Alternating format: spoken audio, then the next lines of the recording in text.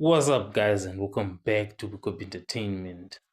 So, there is a witness who was testifying at the Joslin Smith trial, and we want to be looking at what she was saying because this was one of the witnesses who was very, very close to Kelly during the day of 19 February 2024, and she observed like important behaviors that were exhibited by Kelly, and this is what she said in her testimony. 'n Polisman en 'n polisvrou ook daar aangekom. That night, that Tuesday night, a police male and police lady came to my place. Waarvan Hoping Faith of Mapenzi hulle groep saam met Nilo het hy aan daar aangekom. Hy het toe vir Kelly gevra vrae en goed. They asked the questions and some stuff. Waarvan sy beantwoord sy sê heeltyd sy's naar.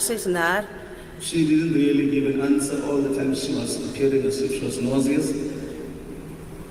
Ek het half en half kwaad geraak van haar van dis jou kind waarvan ons praat, ons soek vir Joslin. Toe sê ek van nou kom ons op badkamer toe. I became a little bit upset with her because I said to her, we are talking about your child. And I said to her, let us go to the bathroom. Toe sê ek van nou, okay, gooi nou op, sy sê mos nou dis naar. And I said to her, then vomit now, since you say that you're nauseous. Maar sy het glad nie opgegooi nie, toe is ons maar nou weer terug in voorkamer toe. She did not vomit. From there, we went back to the front room. En daai woensdagoggend het ek nog so saam met Kelly aangegaan. Kelly, paraat asseblief, wat gaan aan? Vir wie beskerm sy van ek kon sien iets, sy sê haarself nie. That Wednesday morning, my Lord, I spoke to Kelly more than once. I said, Kelly, can you speak? Speak, please. Who are you protecting? Because I could see she was not herself. Van ek het vir gesê, is sy nie 'n ma wat kan aanvoel oor jou kind of van sy het regtig emosies getoon daai tyd vir my nie van Because I wanted to know from you, from an actual mother who can feel. Because at that stage, she didn't show any emotions. So the first point is that Kelly was being evasive when she was being questioned by the police. She wasn't like providing concrete answers, she was sort of like running away from the questions. So obviously the witness was frustrated and tried to make Kelly to cooperate and emphasizing the seriousness of the situation, but Kelly was having none of it. So the first question is that when you are being questioned by law enforcement officials and you start being evasive, is that like potentially incriminating? Obviously, it's not like direct proof of guilt, but the challenge is that it suggests concealment. Being evasiveness creates the impression that the person is hiding something. So that is the situation with Kelly, in such a way that she was sort of unwilling to provide truthful information. So this definitely raises suspicions in the minds of investigators and even the witness. She actually like mentioned it, and it also implies consciousness of guilt.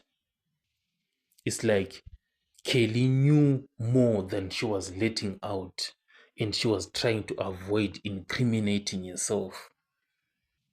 And generally, we expect someone who is innocent, has nothing to hide, to be generally like to be cooperative and forthcoming with the police, and tell everything that they know. So being evasive on its own, it's not like direct guilt, but it can be used in conjunction with other evidence, to reach a point towards being guilty. And definitely Kelly had the right to remain silent. We've all heard of this issue of, oh, I have a right to remain silent. And also on the other hand, she might have been like fear, and anxiety, confusion, misunderstanding. It's all there. You never know. But the big one that I actually picked up from what this witness was saying is that Kelly was not showing any emotion at all towards the absence of Joslin Smith. And this one to me is like a big red flag because this deviates from expected behavior. Because, like, we expect a parent, to exhibit like significant distress, worry, and outward display of emotion, or even crying itself. But when you show zero emotion, it raises a red flag, like, what is going on here? Because to me, that lack of emotion, it implies like a lack of concern. It shows like you just don't care. Because the community itself, even at night, they were searching with flashlights. They were very, very concerned. But the main person himself, Kelly, was showing no emotion at all. So it contrasts the reactions of others. So this makes it even more suspicious. So when we look at this lack of emotion, it corroborates with the evidence of being evasive. But obviously, there is a challenge on subjectivity of interpretation. Emotions are complex and they are expressed in various ways. What one perceives as lack of emotion might be interpreted differently by another person. Another witness might have testified and said she was shocked, like she was lost for words and just didn't know what to say. So that's the challenge with the interpretation of lack of emotion. It's subjective. So obviously, when it comes to the issue of emotions, I can see the defense arguing that the interpretation of emotion itself is speculative and unfair.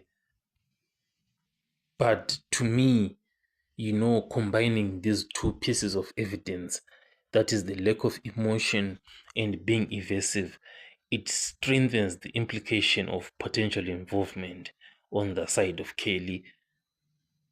So when you look like at two unusual behaviors, being observed in the same individual, like what this witness has observed in such a highly stressful situation, it creates a pattern that deviates from further expected reactions. So here I can definitely see the prosecution, building this argument on this combination of behaviors and painting a picture of someone who was like trying to avoid truthful information. But it's also crucial here to reiterate the limitations of this kind of evidence. It's circumstantial evidence. Even combined together, these observations remain circumstantial evidence. They don't directly prove guilt or involvement. They can still be alternative explanations that could still be like innocent, explanations for both behaviors, especially when considered in the context of an individual's personality and coping mechanisms, because we do not all react the same way. In such situations, other people, can cry and roll themselves all over the floor.